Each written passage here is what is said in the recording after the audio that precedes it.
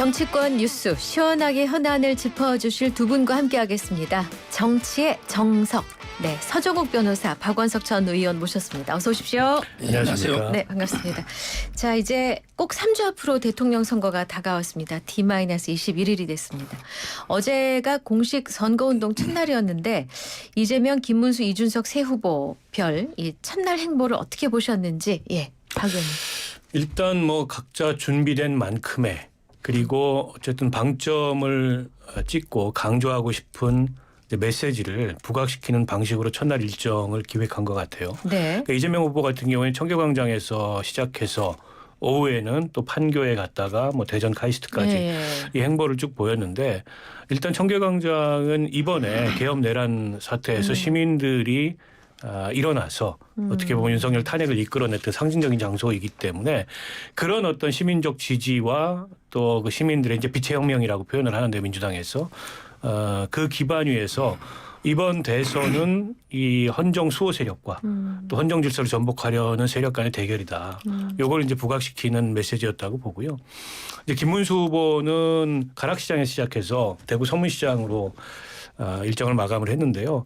일단 지지층 결집에 우선 그 방점이 있었던 것 같아요. 단일화 네네. 과정에서 아무래도 지지층들의 마음이 좀 사분오별 되다 보니까 그거 다독이는 의미가 있었고 그리고 본인이 이제 뭐 시장 대통령 이런 걸 내세웠더라고요. 서민행보, 뭐 네, 민생행보. 네, 네. 그러니까 앞으로도 이제 그런 선거운동 기조를 가져가겠다는 거고 그리고 약간은 준비가 좀 덜 되다 보니까 네. 사실은 전통시장이 준비 없이 가서 선거운동하기 제일 좋은 장소입니다. 아, 그런가요? 언제나 사람이 있고 아, 그래서 그런 국민들 건가요? 눈에 굉장히 익숙해요. 전통시장을 찾는 장면은. 아. 근데 이제 김문수 후보 보면 아침에 자기 이름도 안 써져 있는 유니폼 입고 갔잖아요. 맞습니다. 준비가 예. 덜 되다 보니까 다른데 이렇게 정밀하게 기획할 이런 여력이 없었다. 아하. 이런 게 좀 예. 보였고요.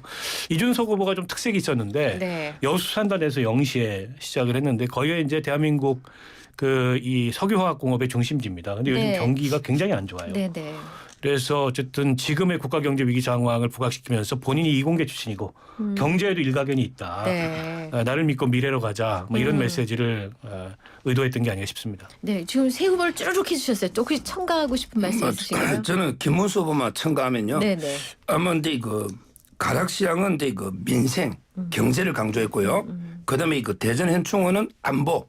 네, 네. 그리고 이제 그 대구 서문시장은 우리 보수의 심장입니다. 네. 엄청난 이게 인파가 왔어요. 네, 네. 아마 저는 박근혜 대통령 때 그 80% 투표율에 80% 득표했거든요. 네, 네. 이번에 김문수 후보가 대구 경북에 80% 이상 압도적인 승리를 하지 않을까 이렇게 예상이 됩니다. 아니, 지난주까지 한덕수 후보 지지하던 서정욱 변호사가 입장을 갑자기 바꿨네요. 이제 하나로 결정됐으니까요. 네, 이제 이재명 후보가 어제 그 청계광장 출정식 했을 때 방탄복을 입었습니다. 지금 뭐 1위 후보인데 실제 캠프 내에서는 테러 위협 제보가 심심치 않게 들어온다고 얘기를 하더라고요. 그렇다 그래요. 지금 경찰이 수사에 착수한 건만 7건이고 그 이외에 다른 제보들도 들어와서 네. 민주당 내부적으로는 좀 긴장 상태에 있는 것 같고 네. 이게 부산에서 한번 그 테러 사건이 있었잖아요. 있었죠. 예. 그로 인해서 아찔한 순간이 있었기 때문에 더더욱 민주당으로서는 긴장할 수밖에 없고 네. 또 들어오고 있는 제보 중에 굉장히 구체적인 제보도 있어요. 네. 뭐 러시아에서 사정거리 2km에 네. 그런 소총이 밀반입됐다. 그게 얼마나 근거가 있는지 모르겠지만 지금 이 시점에 사거리 2km에 저격용 소총이 반입됐다는 제보만으로도 상당히 긴장할 수밖에 만하네요. 예. 없고요. 그래서 청계광장에서 그 이제 출정식을 할 때 이제 이 장거리 저격의 시야를 방해하기 위한 그런 풍선 이것도 띄우고서 뭐 유세를 네네. 했다고 하는데 그래서 가급적 그 대면 접촉을 좀 줄이고 그리고 온라인이라든지 이렇게 할 수 있는 선거운동 방법을 다양하게 고민을 하는데 근데 이게 선거라는 게 실제 스킨십을 안 갖고 선거를 하기가 어려워요. 더군다나 네. 유력 후보가 이제 그런 스킨십 없이 예, 그래야죠. 선거를 예. 치른다는 게 굉장히 이제 제약 요인이 많기 때문에 이래저래 뭐 민주당 내에서는 여러 가지 아이디어를 짜내고 있는 상황이 아닌가 싶습니다. 그렇군요. 뭐 이미 그 준비가 덜 된 사람은 시장이 제일 빨리 편하다라고 박 의원님이 말씀을 해주셨지만 보수의 심장에 공을 먼저 들였어요. 이게 뭔가 이렇게 단도리를 해야 된다, 이렇게 다 잡아야 된다라는 필요 때문이었을까요? 아마 근데 이번에 시장 대통령이 되겠다. 네. 오늘은 이제 또 자갈치 시장 갈 겁니다. 이런 경우 이제 그 시장 서민 민생 대통령이 되겠다 이런 뜻이고요. 더 곳에서 더 뜨겁게라고 그렇죠. 했죠. 예. 그런데 문제는 그 테러에 대해서 한 말씀 드리면 네.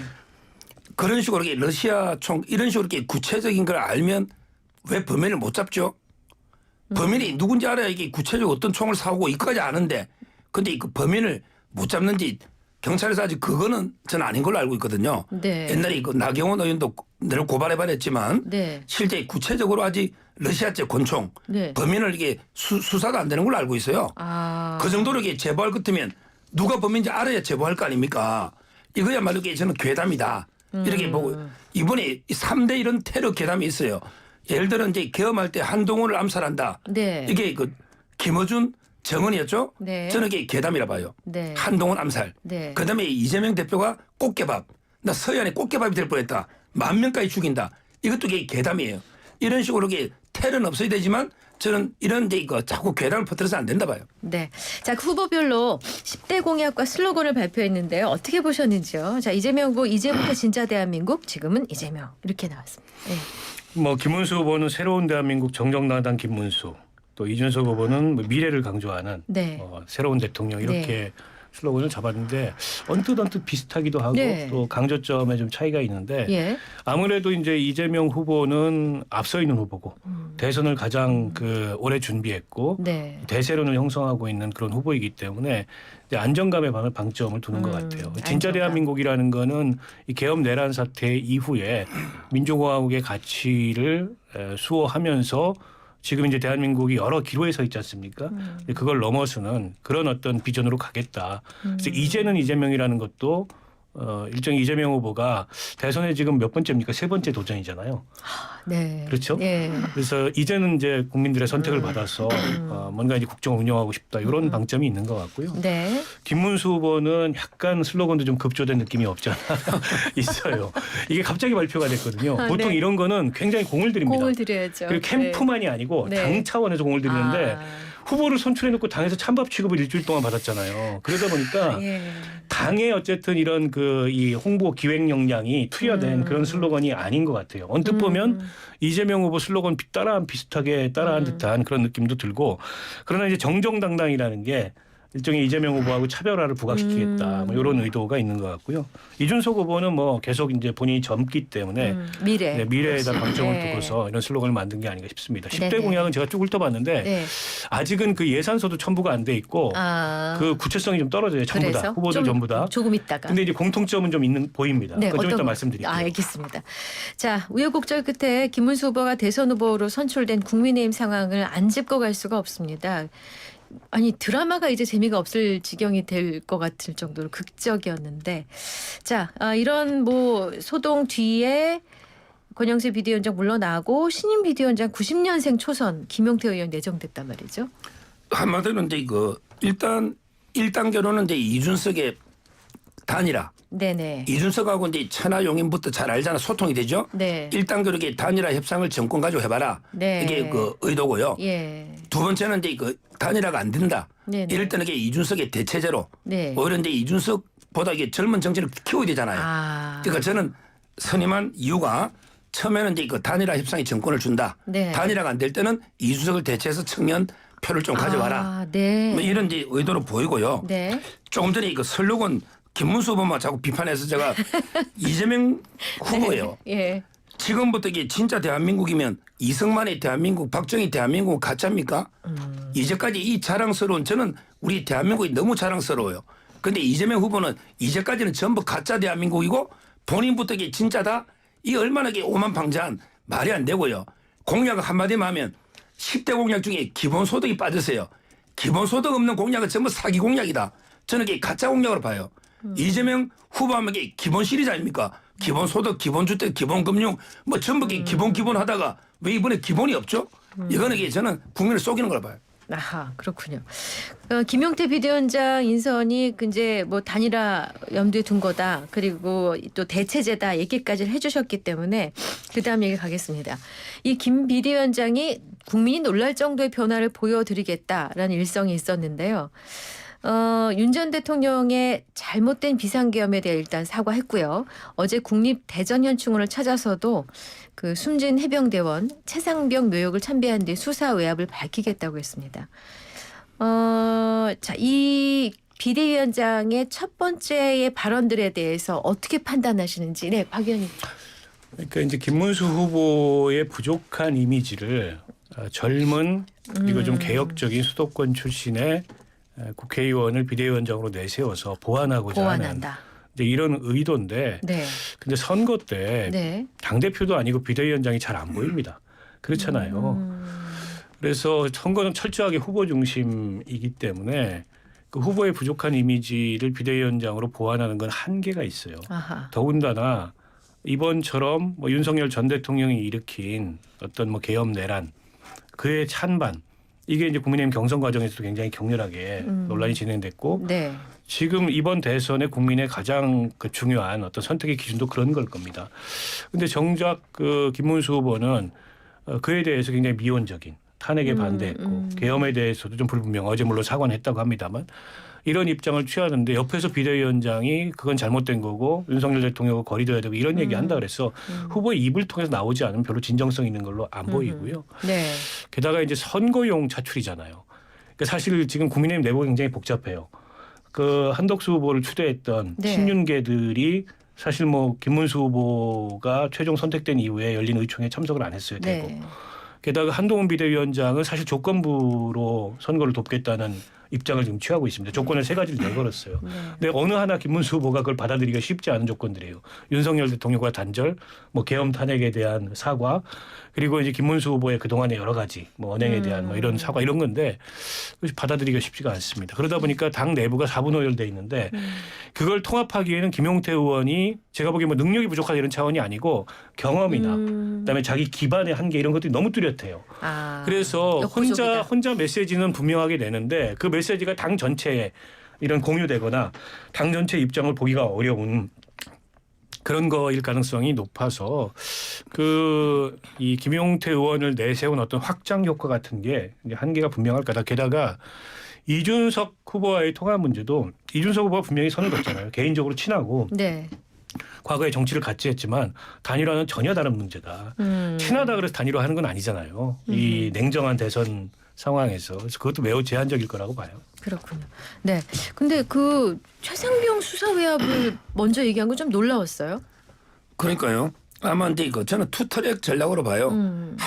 선거는 이제 집토끼하고 산토끼를 잡아야 되는데 네. 김문수 후보는 이제 이거 집토끼 상대적으로 쪽으로 이렇게 하고 그다음에 그 김용태 비대위원장은 산토끼 쪽으로 아. 이런 식으로 이렇게 역할을 좀 분담해서 투트랙으로 가는 건데 물론 이제 그 후보 목소리가 워낙 크게 들리기 때문에 뭐 효과가 얼마나 있을지는 뭐 박 의원님 말씀처럼 네. 좀 지켜봐야 되지만 네. 그래도 저는 이제 그 90년생 네. 35살입니다. 네. 그런데 이거 보면 참 이게 신은 서판이 훌륭한 제가 볼 때 이준석 대표보다 저는 훨씬 두 분 다 제가 여러 번 만나봤지만 네. 훌륭한 분이라 생각해요. 네. 상당히 그 진정성을 보이면 어느 정도 효과가 나타날 겁니다. 그렇군요. 네. 뭐 잠깐도 말씀해 주셨습니다. 박 의원님께서 해 주셨습니다만 당내 그 경선 주자이기도 했던 안철수 한동훈 후보 등이 그 계엄과 윤 전 대통령과의 절연 등을 요구를 하고 있고요. 근데 뭐 일단 어제 김문수 후보가 비상계엄과 관련해서는 처음 사과를 했단 말이죠. 그 요구대로 다 해주는 건 가능한 겁니까? 지금 이제 비상계엄 사과 정도는 뭐 할 수 있다고 저는 봐요. 그분이 뭐 찬성한 분도 아니고 그 자리에 없었잖아요.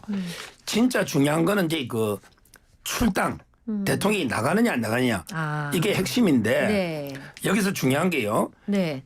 옛날에 박근혜 대통령 출당 때 홍준표 후보가 요구했잖아요. 그랬죠. 당이 요구를 먼저 해서 밀려나듯이 하면 이게 공멸합니다. 이러면 이게 아. 선거해볼 필요도 없어요. 아. 당이 먼저 요구하고 대통령이 쫓겨나는 모양새로 나가면 아. 그러면 이게 친윤 강하게 지지하는 분들이 많이 돌았을 거예요. 따라서 이게 그런 식으로 모양하면 안 되고 그러면 이게 어떤 모양이 좋냐.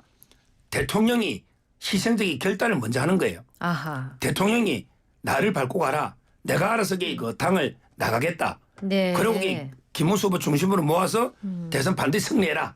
이런 식으로 이게 대통령이 먼저 희생적인 결단을 하면서 이걸 이렇게 받아서 이제 그 단합이 되면 그러면 이게 그 어느 정도 반명 빅텐트가 네. 가능하거든요. 네. 한동훈께도 이제 그 선거도 안 할 명분이었고 예. 실제 안철수도 마찬가지고 따라서 아마 저는 조만간 네. 빠르게 내일이라도 이게 대통령의 희생적 먼저 이게 선제 탈당 네. 그러면 이게 또 다시 한번 대선판이 휘청거릴 수가 있거든요. 아, 이게 나와야 된다.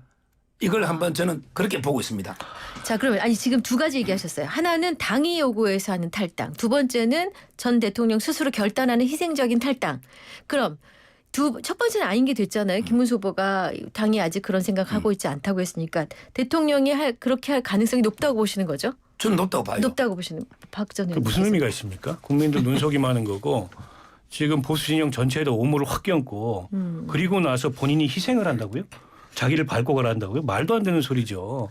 그러니까 윤석열과 단절을 보여주려면 국민의힘이 단호하게 끊어야 됩니다. 끊는 모습을 보여주고 그 과거와 절연하겠다는 의지를 보여줘야 돼요. 그게 아니고 어줍지 않게 윤석열이 뭐 희생 어쩌고 하면 엊그저께 성명 낸 거하고 똑같은 효과밖에 안 나요. 국민들 다 비웃고 냉소하잖아요. 그 성명 아직 자기가 중심인 줄 알고 여전히 이 대선 구도를 이재명 대 윤석열로 가져가려고 한다. 근데 뭐 일부 보수층 눈치 보면서 국민의힘이라는 정당이 그걸 끊지 못하면 그 보수층에 돌아서도 갈 데도 없습니다. 그 사람들이 어딜 가겠어요. 기껏해야 투표 안 하는 것 정도일 텐데 제가 보기에는 그거 지키려고 하다가 중도층 민심을 조금 더 얻지도 못해요. 그래서 이제 와가지고 주제넘게 윤석열 전 대통령이 무슨 희생 뭐 나를 밟고 가라 한다는 거 말도 안 되고 단호하게 절연하고 끊어야죠. 그게 진정한 그 탄핵과 계엄에 대한 성찰이고 반성이죠. 네, 자 이제 국회 본회의장에서 민주당 서영교 의원이 그때 뭐 다들 일어나 사과하세요 했대 이제 사과 안 했던. 그래서 김문수 후보가 이 자리에 나를 있게 한 거는 서영교 의원이라고 했습니다. 서영교 의원의 반응이 좀 궁금해요. 저는. 어제 혹시- 페이스북에서 네. 서영교 의원이 뭐 비슷한 얘기를 썼던데요. 네. 근데 글쎄요, 뭐 그 얘기는 듣기에 따라서는 네. 본인은 아무것도 한 게 없다. 그리고 대선에 대해서 국정에 대해서 그 대한민국이라는 나라를 운영하는 데에 대해서 준비가 안 돼 있다. 그냥 서영교 의원이 일어나라 그럴 때 자기는 그 심사가 뒤틀려서 안 일어나고 앉아 있다가 어하다가 대선 후보가 됐다. 이렇게도 들릴 수 있어요. 김문수 후보 본인에게 좋은 얘기인지 자꾸 그런 말씀을 하시는데 아마 김문수 후보 쪽에서는 무리하다. 민주당이나 민주당의 의원들이 이걸 부각시키려고 그런 말씀을 하시는데 지금 이제 그런 얘기할 단계는 지난 것 같고 이제는 후보가 됐기 때문에 국정의 비전이든지 그 비전 이전에 어떻게 이 윤석열 전 대통령이 저지른 이런 이 헌정사에 씻을 수 없는 잘못과 절연하고 단절할 건 이 얘기를 해야 되는데 이제 그 얘기는 안 하고 여전히 무슨 뭐 민주당 탓, 이재명 탓. 아니 그게 새로운 얘기가 아닙니다. 알겠습니다. 지금까지 보수 진영 전체가 나서서 이재명 탓, 민주당 탓을 했는데 네. 결과적으로 그래서 달라진 게 뭐가 있나요? 자멸한 것밖에 없어요.